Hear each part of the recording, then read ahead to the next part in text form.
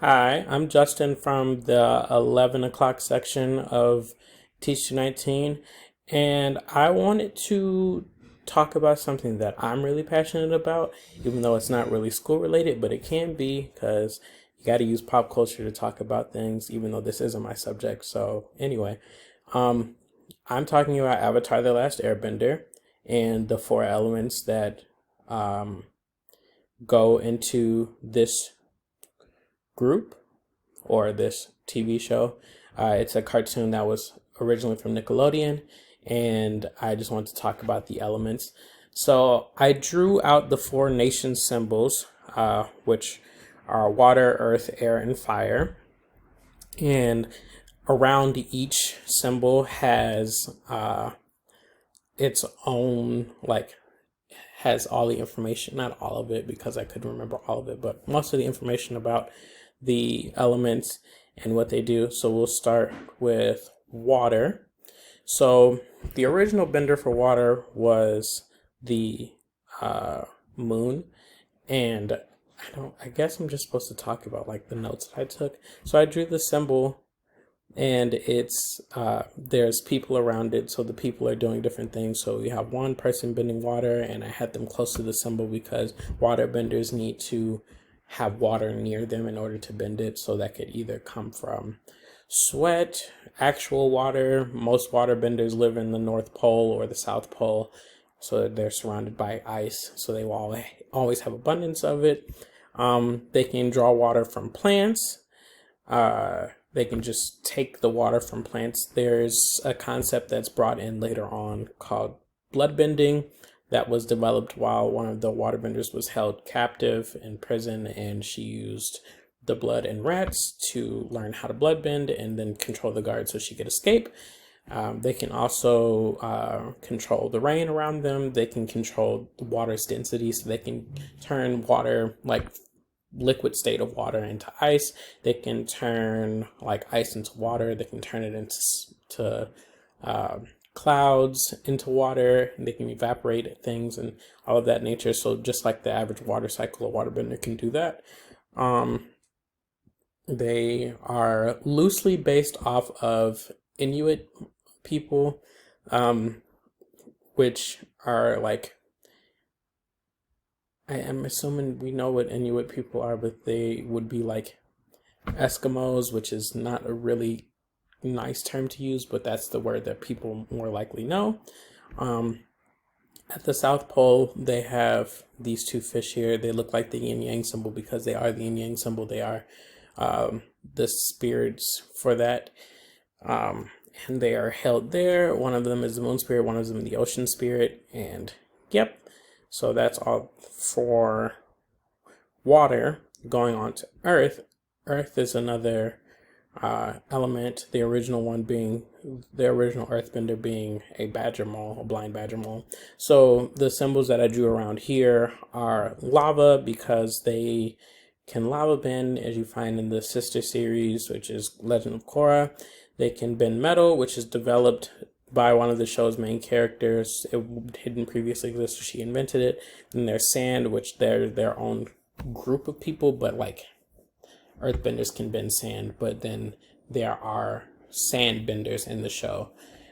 They can bend earth, obviously, rocks and minerals. They can use earth to have armor of some kind. They can wrap themselves in earth or metal and use that.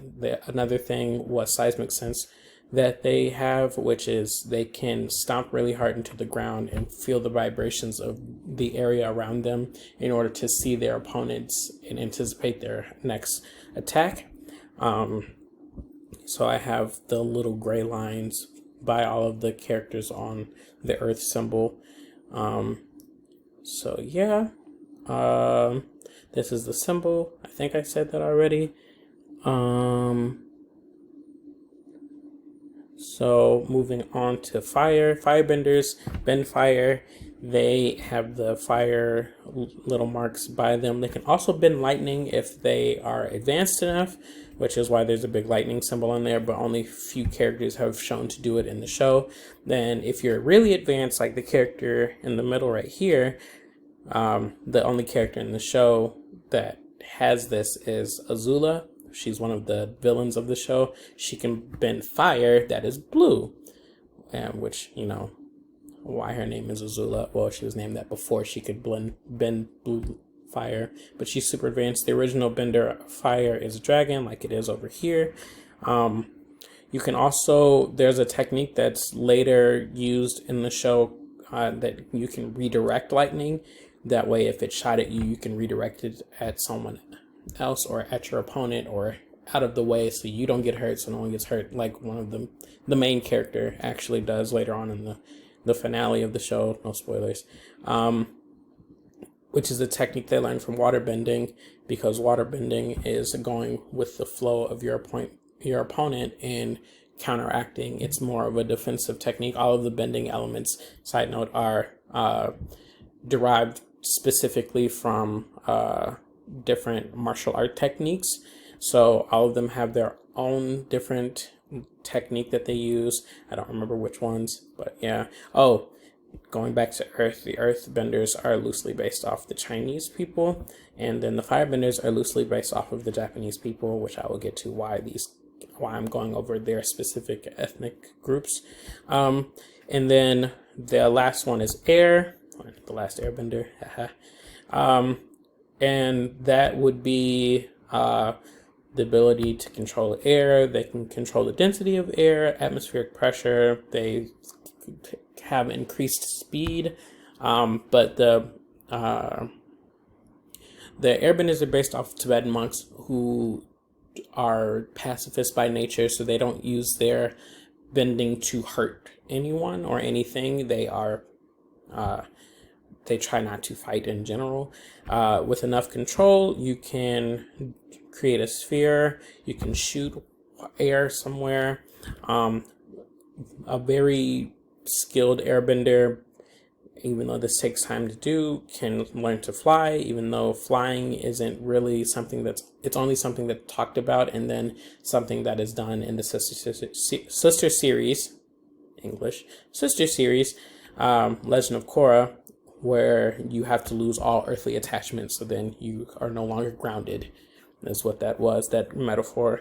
And then they have gliders, which is this symbol here, which allow them to manipulate the air around them to fly, technically. The original airbenders are sky bison, which the Avatar has, which is up here. The Avatar is the only person in the show that can bend all four elements at once. At the end, there's a sphere that he surrounds himself in that has all four elements in it. He does not know how to bend lightning, or the Avatar that we know more about, Aang, does not know how to bend lightning. He can redirect it, but there are other avatars that are more skilled than him, but he had to learn everything in a year. So there's that. Now, because he is the protector of the spirit world and the regular world, and he went away for 100 years, came back in the war. He came back in the war, had done a lot of damage. They wiped out all of the benders or the firebenders tried to take over, wiped out all of the benders for the South Pole, and then wiped out all of the air nomads. And this show is loosely based off of World War II, which I have that highlighted over here. So that's why I want to go into their ethnicities, because the Fire Nation in the show is trying to take over the Earth Kingdom, which is supposed to be China, and the ethno-cleansing of the airbenders and of the waterbenders, and how they were held in prisons and camps. So I've been doing a lot of air quotes, even though you can't see them. So yeah, that's all I have for my sketch notes, but I wanted to do something that I was really passionate about, and this is one of my favorite TV shows ever. So yeah, this is my sketch note.